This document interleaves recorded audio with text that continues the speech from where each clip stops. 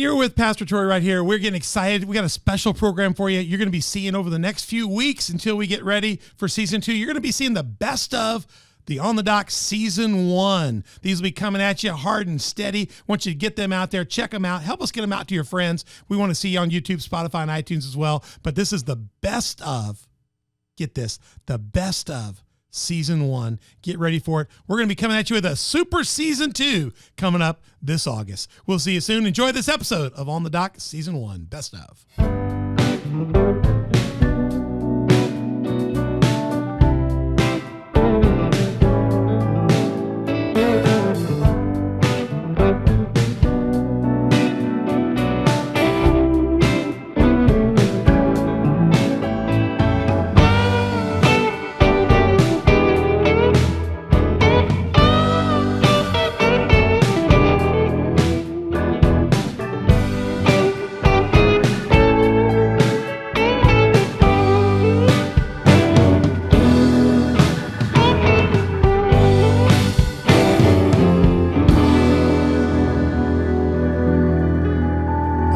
That song is rocking it. I just love that On the Dock. Give me some Otis in the house.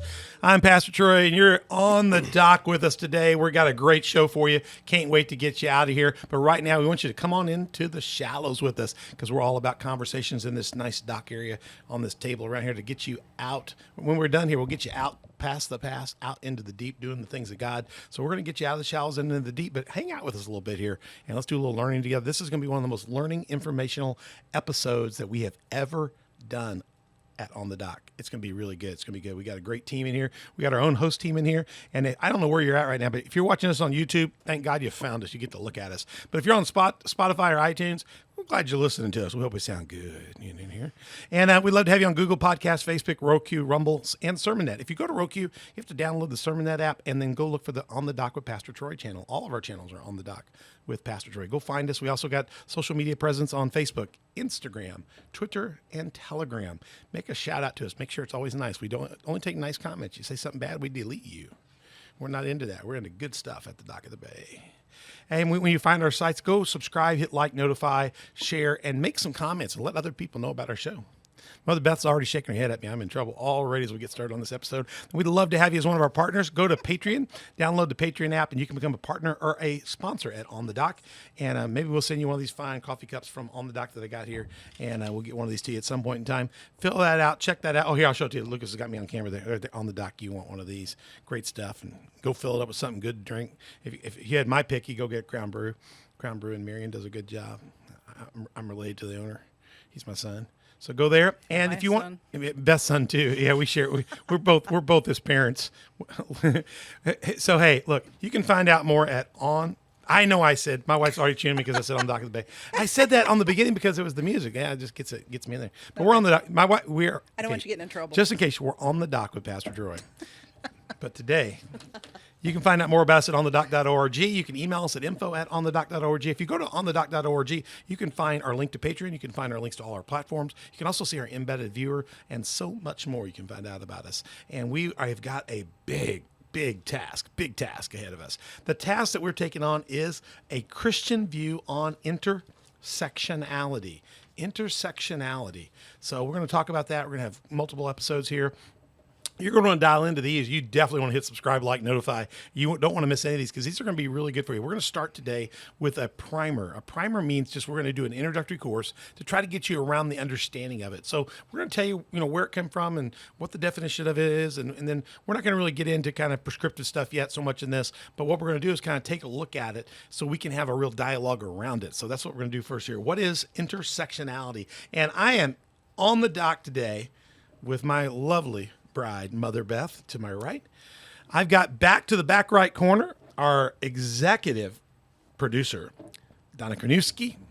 Hi, Donna. Donna, you feeling better? Donna's got a little bit of a headache today. Yep. Yeah, okay, you floating along. You guys see her kind of check out. She's floating some migraine medicine. That's okay. And we got back in the corner there. So I didn't put your picture up. There's your picture. And across from me is my brother from a different mother. Yeah, we're both brothers in Christ. Is Ernest Hale. I love this picture. I picked this picture from his stuff because he looked the coolest. We could go, him and I could go to Memphis and Beale Street, sit down. We could listen to some music at BB's tonight in that hat. I don't look as good in that hat, but I tried to wear it. I got one that says Steelers on it. Ernest's biggest flaw, he's a Chicago Bears fan. You know, but other than that, That's a beautiful thing. no. Steelers all the way. Steelers. And hey, On the right side of the table. I don't have a graphic up for him. Maybe he can bring up his own graphic. I don't know. We've got Lucas Winkler here as our executive director today. He's in the booth. Eventually, we're going to get a camera on him and a mic on him. We're working on that. So his mama wants to see him. Ernest, tell us a little bit about yourself. Tell us where you're from, what you do, what you're all about, and just give us a little coordinates. Well, like Pastor said, I'm Ernest Hale. There's a middle initial there. A stands for Anthony. I'm 59 years old. I was born in the city of Chicago. I don't want to take up a whole lot of time trying to explain about my background. I grew up basically poor. Didn't know it though because everybody around me was, we were all the same. So nobody knew it until we got older. But I've been in Southern Illinois since 1990, 91 or so. I've been with this church as an employee I told Pastor 8 years the other day, but it's only been 7 as of next month. Okay. It's been 7 years. That's I'm good. building and grounds manager here at Community of Faith. And I'm actually involved in a lot of stuff that goes on around here behind the scenes, helping to get stuff, done. My basic job is to keeping up with the building and the grounds as best I can. This summer, I just so happen to have a couple kids working with me, helping me around here. A program we just started. Hopefully, it'll continue into next year and the years to come, whereas the kids can come and work over the summer, those that need it, But there's not a whole lot. I guess I'll talk more about myself as we talk about some of these issues because, some of the stuff directly affects me. Some of it doesn't. But as we go on in this talk, I'll. Well, tell us about. Okay, I was on your stuff and I ran across this picture. Now, this looks like. I mean, this ain't your baby, is it? No. I mean, this looks just like you. Yeah, that just so happens to be me, I imagine. And who's this classy woman? Oh, that's my mama. That's Betty Jean Hale. I love the photo. And I guess I must have been about 2 or 3 years old on that photo. Yeah, that's so a fine I guess photo. it was 1964. Betty Jean. 65. Yeah. I got her. Betty Jean. Yeah, I love that. Yeah. Well, thanks for sharing that. You put that on Facebook. I stole it, so I just love the pic. I love the picture of seeing his little boy. I just know the old gray-haired man. Mm-hmm. I mean, to see the young version, he look good. Yeah. All right, praise God, guys. We have got a good one for you. We're going to be looking at this whole thing of what is intersectionality. So as a primer, I just want to set some groundwork, I think, for us to get in the conversation. Number one, just throwing this out to the table. Anybody can chime in you want. We typically go left to right with Beth being last and go around this way if we want. The first question I got is there discrimination? Do you think, is there discrimination? Let's just get that out there real quick. Simple answer is yes. Yes. Yes? Yes, that's my bet. Absolutely. And I hear people try to say, well, there's not a lot. I think you need to get your head out of your sand. And we also should note that discrimination is not just a white or black thing. Absolutely. So, I mean. Male, female, could be cultural discrimination. Lots of ways. Poverty levels, people discriminate. Ability or disability. That's right. Absolutely. Yeah. Is there systematic? We hear the word systematic discrimination a lot today, and I'm going to add to that. So, is there systematic discrimination where the system works better for some people in this circumstance and other people in this, but over here it may work better for them than in that?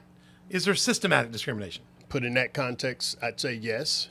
It's better than it's been, but yeah, it still exists in some forms. Donna, you agree? Yes, I do. Beth? Yeah, me too. There was systematic discrimination. I experienced it when I went to seminary. I was a male, heterosexual, married, white pastor. And I was the most unpopular thing in my seminary. Yeah. At that time, the female pastors were the hot thing. And so everything in the seminary was built around predominantly the white female pastor at that time. Wow. I didn't see we had 1 or 2 black female pastors in the Methodist church. But my seminary was totally bent over backwards to the point that we were honestly discriminated against anything we could do because the move forward for women was so strong at that time. Maybe it needed to be, maybe it didn't need to be, but I felt the effects of being. I thought, man. I mean, I was told by my advisor many times, you're not going to get in that class. You're not going to be able to get that church. You're a white male, married, conservative. So if you don't think there's all kinds of systematic in seminaries, in academia, in the world of politics. I think. Next one is America. Is America, our United States experience, are we systematically flawed toward discrimination? Do you think we're systematically flawed today toward discrimination? Short answer for me would be yes, but then I'll put the caveat on there by saying not as bad as it used to be. Of course, things aren't as bad as they used to be. So, I mean, and like I said, I'll talk more about myself in this process. Being a 59-year-old man, I can remember as a child seeing the water fountain signs that still said black and white. I'm old enough to remember that. When's the last time you saw one of those signs? Oh, well, I was a little bitty boy. Well, of course. I've seen those signs in my children's life. Yeah. Wow. When I went to seminary in Georgia, our doctor's office had those signs in it. Yeah, and the barbershop. That's in 1992 and 93. Yeah. We left that community in 1 year and 10 months, less than 2 years, because we didn't want to live there. See, I did not know that. We lived where they had separate waiting rooms still in the doctor's office. We lived in a barber shop where it said, no black people. Wow. I watched a black man come in one day, just stumbled in for something, and I watched how those guys talked to him. Yeah. I didn't know to that day that was going on there. When I did, came home and told Beth, oh my gosh. Mm-hmm. I said, we can't raise our kids here. I moved in. I mean, I moved into a town where they put in Manchester, Georgia, 1992. They had the state of Georgia had put in a black district superintendent for the schools in that county, Meriwether County. They had forcefully put one in as part of the kind of integration type mode. So that's not a problem. The Klan went out and they nailed a cross to his house to set it on fire to discourage him from moving in. This is the week before we moved into our home. The week Shane Bishop was moving out, we were moving in. They nailed the cross to his house. They called for the fire department. Nobody was at the fire department because I think the same guys that liked to fire, the same guys that put the fire out. So they were busy. You know what I'm saying? But so to speak, they burnt the house down. But guess what? The Klan got the wrong address and burnt the neighbor's house down. Oh, God. I swear to you, I'm telling you. Somebody had one job. They had one job. They had one job. They couldn't get it. I don't know if the eye holes in the sheets, they couldn't see the address or something. So all I can say to you is it did deter the superintendent from coming there and taking the job, though. And that's it, Ernest. That's in my lifetime. That's in my children's lifetime. Wow. So to say that we don't have systematic discrimination in the world today is ridiculous. To say we don't, I'm with you. I think it's much better. Donna, Beth? Well, I echo what Ernest says, but I would like to add another caveat since we're using nice big words. Ernest has upped the ante today, hasn't he? In the world at large, we're not as bad as some. Yeah, there's some places much differently. Okay, not to say that we should rank everything, but there are lots of more difficult countries to live in. Cultures, countries. Yes, cultures and countries, yeah. Yeah, absolutely. Yeah. There's countries where just everybody's poor.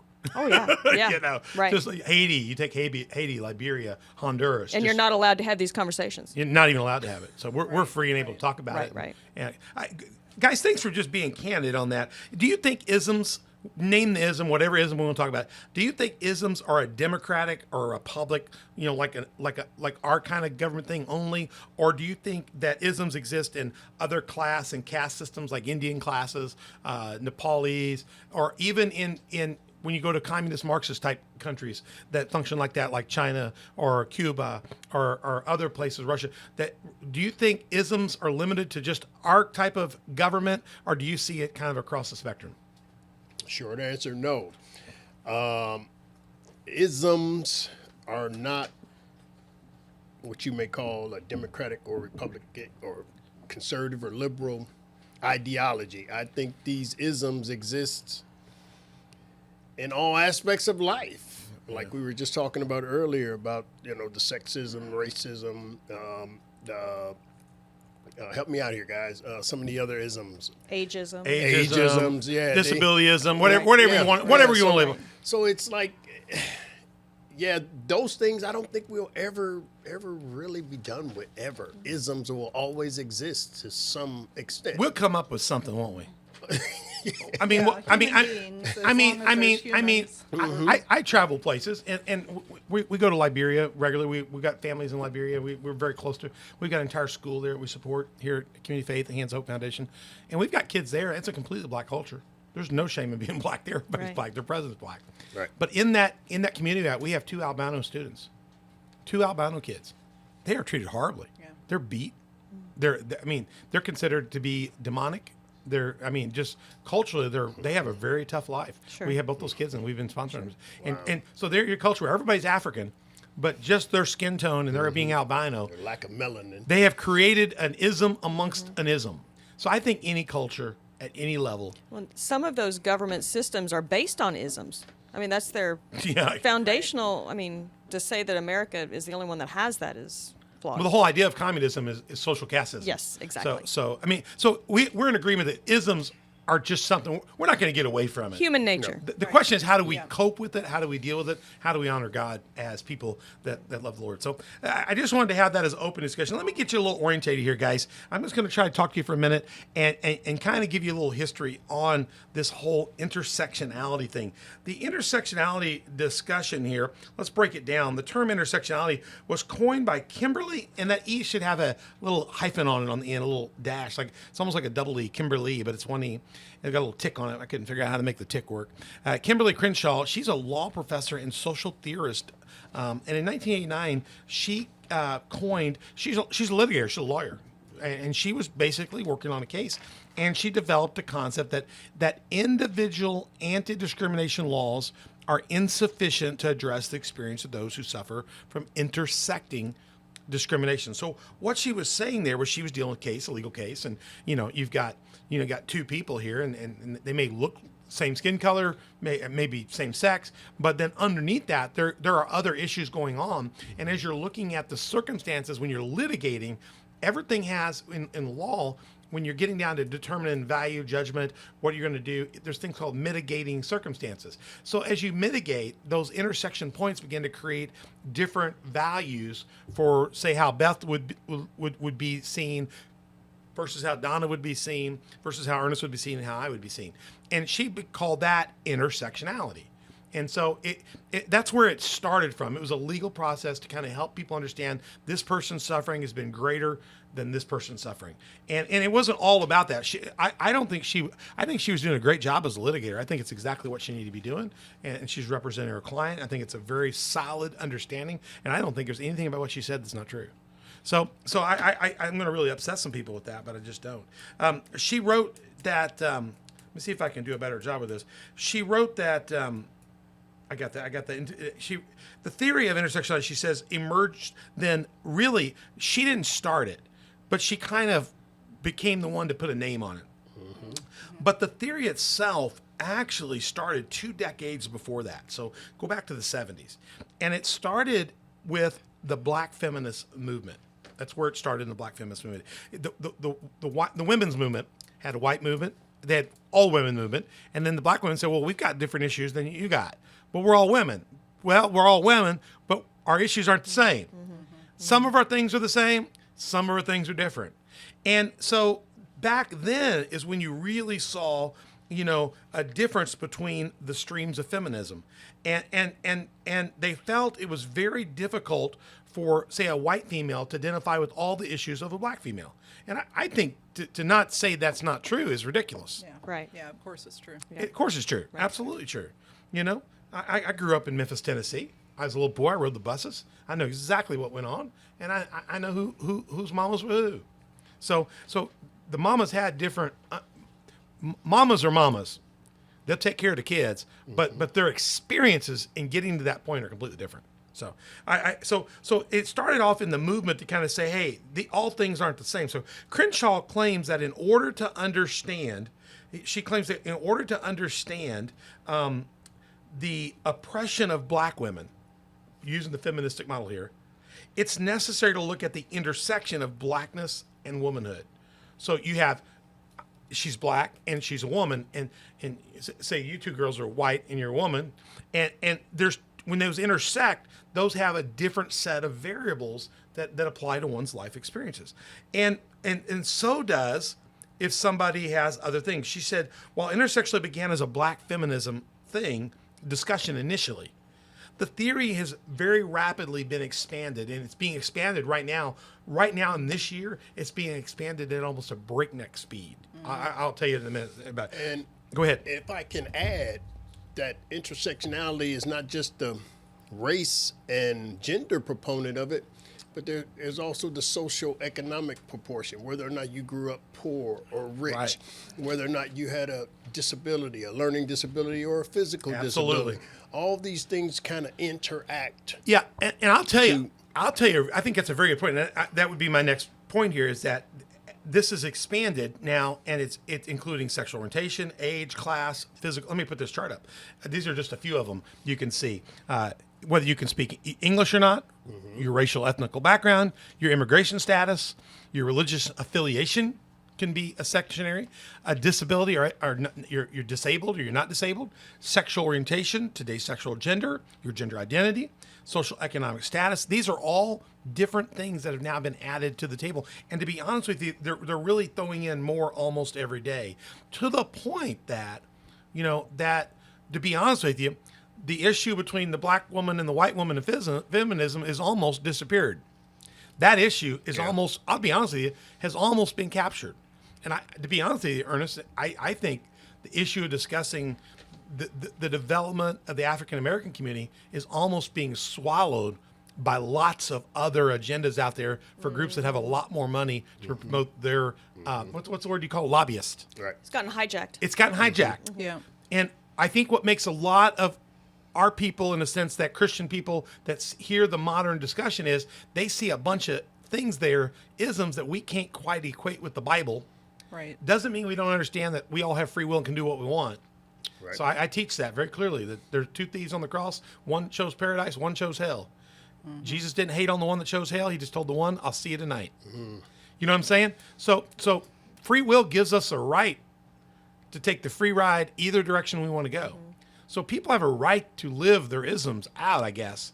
But as Christians, we struggle with some of those choices because they don't fit the model of what we see as the kingdom of God to the world that we'd like to see. So we tend to block a lot of it out. I do think a lot of the current, what was originally critical race theory, how it started, has been hijacked, and now it's just, you hear critical theory, they've dropped the race out. Right. Yeah.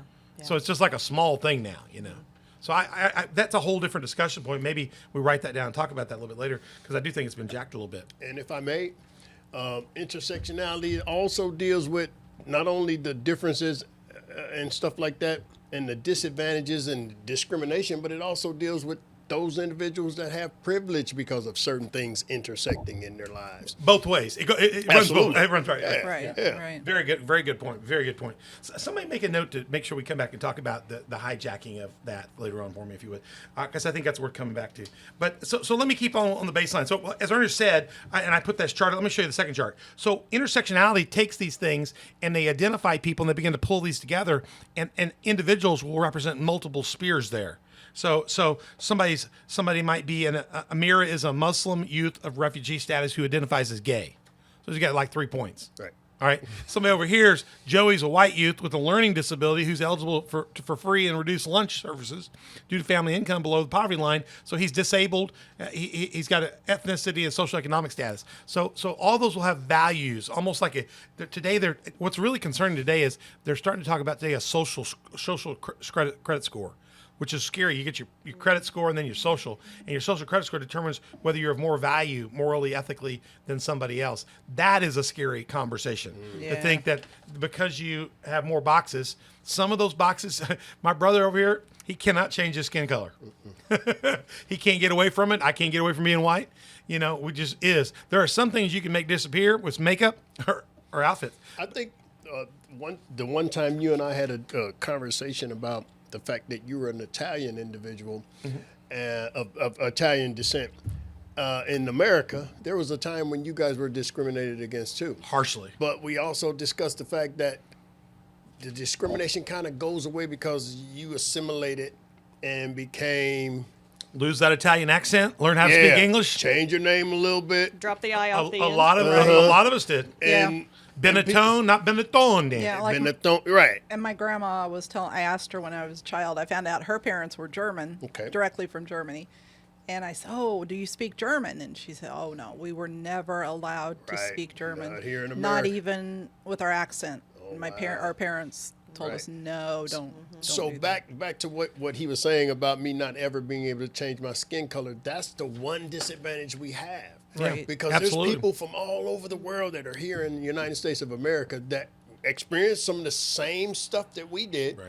but they eventually were able to Kind of work through it differently. and change a few things. The one thing that we can't change. You just can't get away from that. There's Right. nothing you can do about it. Right. I mean, we know people try to lighten it and all kinds of stuff. You know, what's funny is what we consider different here. When you go to Japan, Japan and Thailand, they all put on products. All the Japanese and they want to make their skin whiter. Yeah. Whiter. Some places tan, No, some they places don't. white. Yeah. Oh, they cover their skin so they don't get tan. It's put just whitener they on, want to be actually. white. They bleach. So amongst the Japanese, there's the bleached Japanese and the unbleached Japanese. Yeah.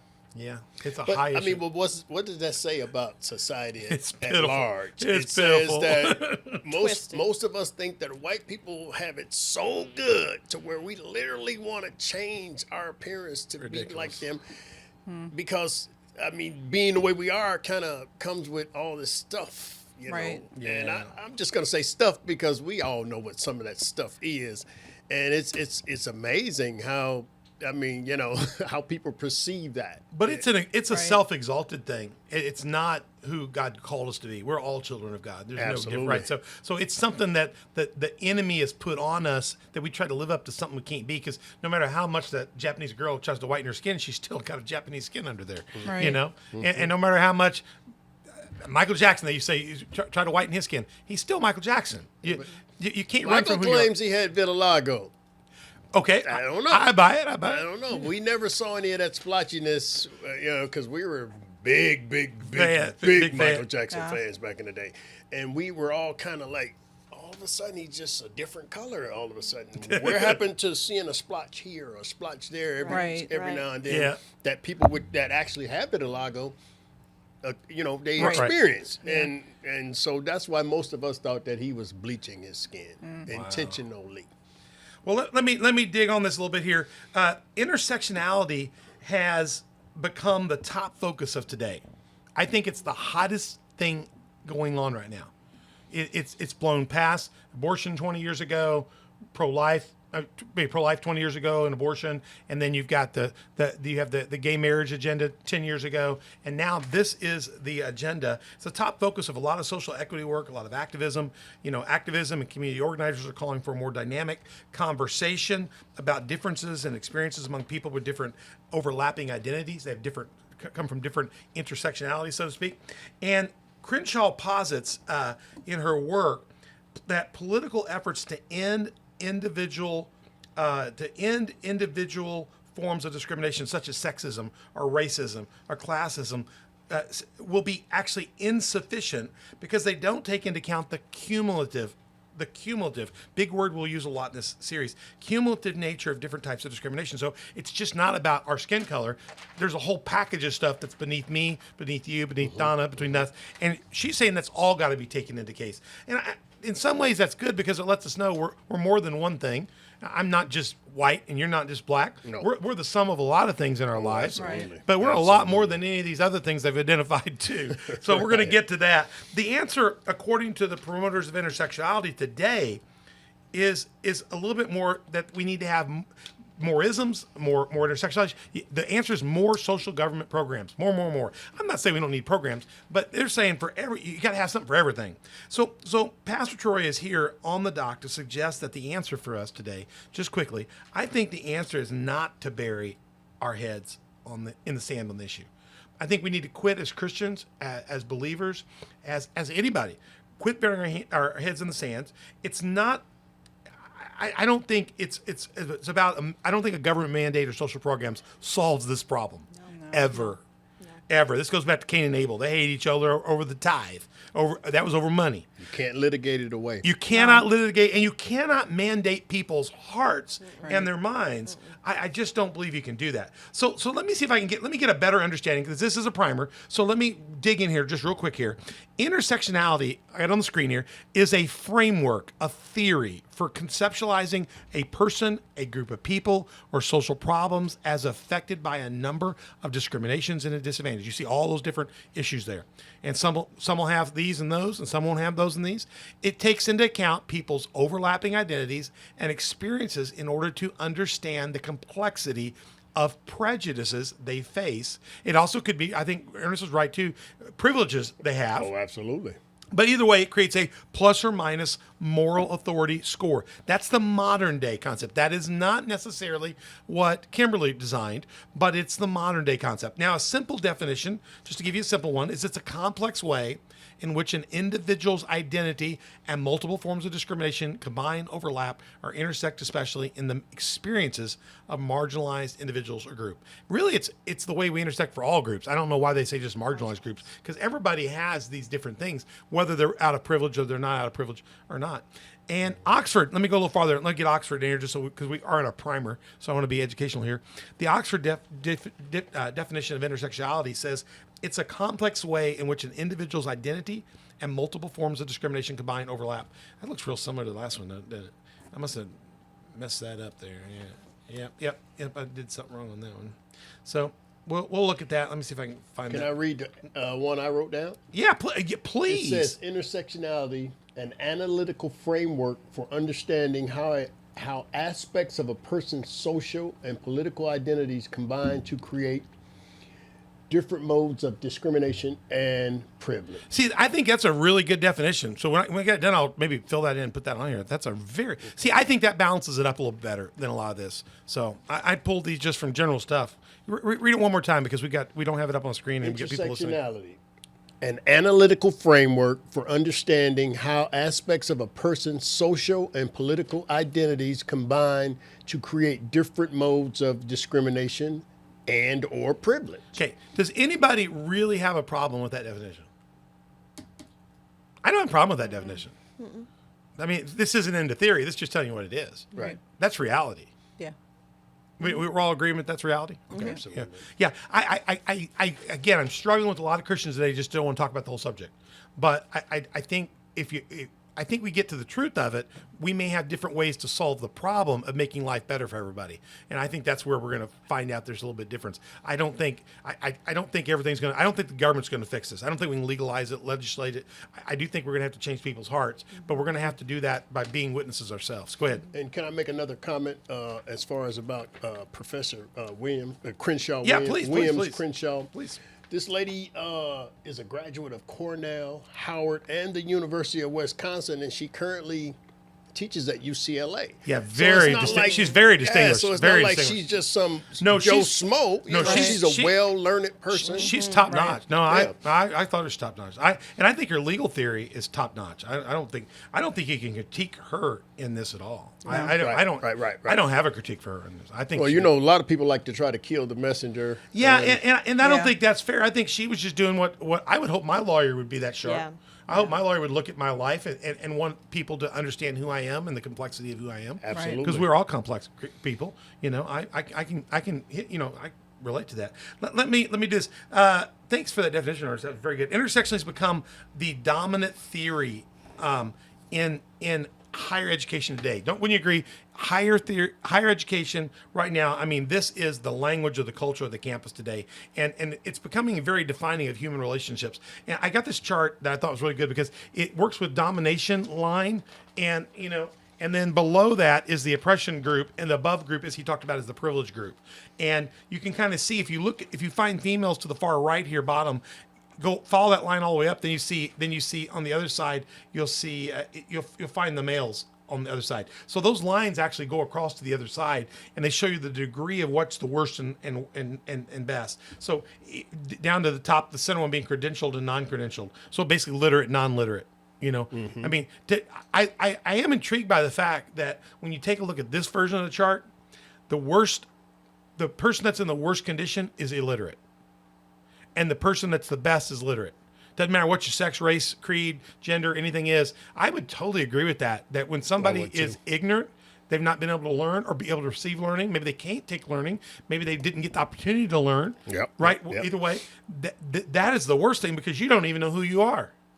You don't even know what opportunity there is. Whereas at the top of that, when you have credentialed stuff, you have lots of degrees, you get sharp, man. You can make it. So I thought this was a really good chart I saw on this. And what I wanted to point out was that it really kind of divides everyone into, all of us can have things we're up on and down here. All of us can have things we're up and or down here. Everybody can. It just depends on what your thing is. And, look here, Ernest, old's on the bottom. You and I are getting old. Absolutely. So, eventually we all going to get on the bottom, and we're not going to be able to fend for ourselves, and we're going to become, so there's the poor, the widowed, so there's a lot of things there that we can really look at. So imagine being old and illiterate. Yeah. Yeah, well, don't you feel for that? And as you get old, a lot of us move into illiteracy because we can no longer remember and think. Right. And we see that with people with Alzheimer's and how sad it gets It's true. when grandma loses her faculties and doesn't remember. We've seen that with her dad. Not able to feed himself. At the end because you don't remember how to use a fork. And I just hope the Lord takes me before then. But some people don't get that. Can I Go interject ahead. one more thing? Sure. About Please. Professor Crenshaw? No, great stuff. Because this lady, I don't think was talking about herself when she came up with this model, because she's the child of 2 school teachers. So naturally, her upbringing was not the same as some kid or some young lady that grew up in the projects to a poor single mother household. So she's done the research. She's not speaking from experience, I don't think, because she didn't grow up in that particular environment. Right. She had a 2-parent household, and they both were educators. She's pretty advantaged. Yeah. In your book, but Yes. she was a lawyer who was thinking about things from a standpoint of defending a client. Okay. And that's her client. Right. Right. She was preparing a legal brief. Yeah, so she wasn't actually speaking from experience on these things. These things were studied. This was based out of a wealth of knowledge, though. It's absolutely. very well argued. I think that's very good to say. Let me put this in here. Intersectionality, or what they call critical theory, deals with a lot of it today. The theory that concerns me the most, and we're going to get into this more in the next one, especially in number 3. It deals with people by categories: race, gender, as you said, sexual orientation, preference, income, all kinds of other things, right? And because some groups of people are more privileged than other groups of people, they have more positive scores than negative scores. Let's say more privileged than oppressed scores. And you add all those up, kind of total them up. Then you begin to identify one's group ultimately by their score. Their moral authority is determined by if they have more ups than downs, or in this case, more downs than ups. Actually, the downs actually create a higher score, and the more oppressed categories become, the more you're oppressed, the more categories you can check. All right. The more authority, by creating this greater moral authority, it seeks to address the imbalance of power. That's not what Kimberly was arguing at all. Not at all. She was arguing a different thing. She was saying, we got to take this in when you consider how to handle a situation. Right. The modern theory is that the more boxes you check, the more important you are.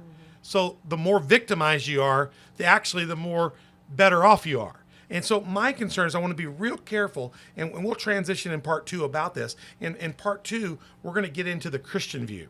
And I really want to take a look at the Christian view on this, because there's a lot of Christians responding right now. A lot of it's just ignorant as all get out. Number one, they haven't studied it. They don't know who Kimberly is. They don't know what she was writing to. And so they just blast the whole subject, realizing, you can't get past the fact that we all are made up of lots of different things. That's just common sense. When I meet somebody, I assess them up by what I see right off the bat. Right. They're dressed well, they're not dressed well. They can form a sentence, they can't form a sentence. If they're a Chicago Bears fan or Steelers fan, I do a lot of stuff quick. We all do that. We all bring that to the table in a way. So we need to look at what we mean here. And so what I want to clarify as we wrap up here, and we're going to wrap up here because I'm at 42 minutes on my clock here, and I don't know what he's at on his, but we're pushing our limit. But I think, this is my comment, and then we'll get out of here. I think all of this from an awareness standpoint, where the goal is to give you a primer on intersectionality, and I think there's been a good primer on intersectionality with what I believe has been helpful. I really think it's been great. I think, Ernest, what you've added in has been fantastic. I think that this is important to be aware of, because issues arise for me, in that I don't have a problem with the study of it or the discussion of it or the learning of it. I have a problem with the modern day solution it just looks to me like an increasing lobbyist effort to make a lot of money for a lot of small group segments. And I almost think a lot of the original issues are being lost, to be honest with you. Yeah, being, I agree with you on that. And so the way to solve it, so my goal here is we go forward is to help us equip other Christians not to put their head in the sand. Okay, not to be scared of a real conversation, trust the truth, but we want to teach people that you need to learn how to honor and you need to learn how to love God, and you got to love your neighbor at the same time. Right. And that's just not, and that's not the neighbor that just has the same sectionality as you. Right. All right. So let me see if you guys agree or disagree with this, and this will be our wrap up questions. Do you think we need to recognize that people have unique experiences from one another? Oh, sure. Yeah. Absolutely. Absolutely. Okay. Do you think we need to recognize that people experience the world differently based on their identity markers? Oh, for sure. Sure. Yes. Yeah, absolutely. Do we need to move away from language that seeks to define people by any one? He's a black man, I'm a white man, y'all are women, we men. Absolutely. Yeah. We're more than, I Agree. think we're more than one of those. So we're more than, I believe the greater marker is that we are all at this table children of God. Right. Right. If we start there, then we start at the greatest marker. Everything else is just kind of the way the Father made us to some extent, and we need to appreciate our Father. Okay. Absolutely. All right. Let me ask this question. Do we need to realize that my life experience, how I was grown up and how I lived, is not the baseline for everybody else? Yes. Do I need to be mature enough to go, I grew up differently than Ernest did, and different than Donna, and different than Beth.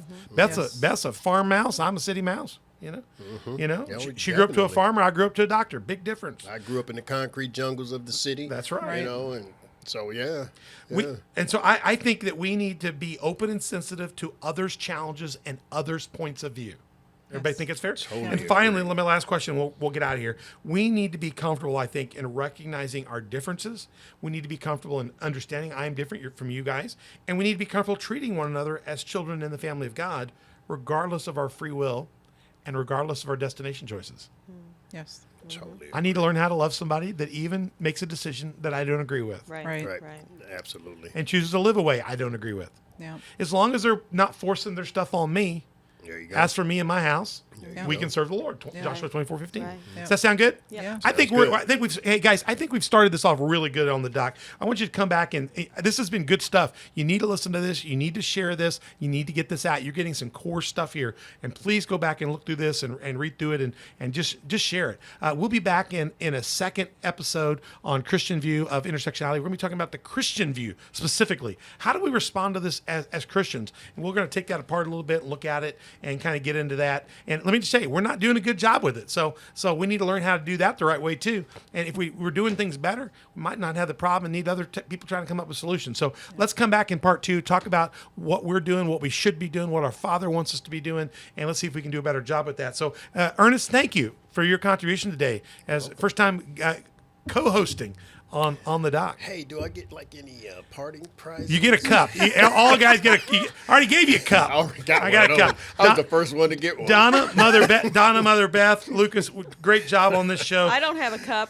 You don't have a cup. Just saying. Today Jeez. you get your cup. Today you get That's your cup. I wrong. promise. Hey, if you've enjoyed this, go to onthedoc.org. You can watch us right there. You can find our podcast links to all the platforms as well as all of the other stuff about us. And go find us. If you're on YouTube watching us now, go find one of the other sites in case they kick us off. Spotify, iTunes, Google Podcasts, Facebook, Roku, Rumble, and Sermonette. And we'd love to hear your comments on social media. Give us a shout out on Facebook, Twitter, Instagram, and Telegram, and all those ways. When you find those places, subscribe, hit like, notify, and share on us. And don't forget to go to Patreon, find On the Doc with Pastor Troy, and become one of our partners or sponsors. You can also get there through onthedoc.org. And we would always love to have you. If you don't have a church home, we'd love to have you at Community Faith Church. This is the host site of that church, and I'm the pastor there. Sundays 10 o'clock, Wednesdays 6:30. We have a live church going on. It's a good church. And we'd love to have you. If you can't get there, check us out online, coftv.com. We have a Facebook and a YouTube channel under Community Faith Church. We'd love to have you. Again, guys, thanks so much. We have loved this subject. It's going to be great. You do not want to miss part 2. Stay with us. We'll see you soon on the doc with Pastor